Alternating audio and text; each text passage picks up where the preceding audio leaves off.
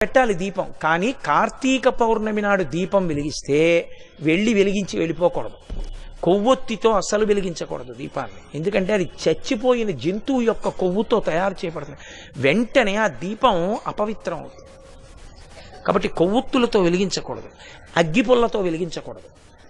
కార్తీక పౌర్ణమి నాడు సుగంధమైనటువంటి దాంతో, అంటే అగరుపుల్ల వెలిగించుకుని అగరపుల్లతో దీపాన్ని వెలిగించుకోవాలి. వెలిగించి వదిలేయకూడదు. దాంట్లోకి వెంటనే అక్షతలు తీసుకుని చేత్తో పట్టుకుని దామోదరమావాహయామి అని కానీ త్రయంబకమావాహయామి అని కానీ రెండు మాటలలో ఏదో ఒకటి చెప్పాలి. అంటే దామోదరుణ్ణి కానీ త్రయంబకుణ్ణి కానీ దీపం మీదకి ఆహ్వానం చెయ్యాలి. ఎక్కడైనా చెత్త ఉండిపోయినా కూడా రేపు లౌకికాగ్నితో వెలిగించకూడదు. ఈ ఆవాహన చేయబడిన దీపంతో వెలిగించి ఆ దీపం దగ్గర నిలబడి ఒక మాట చెప్పాలి అందరు. కీటాహ పతంగాహ మశక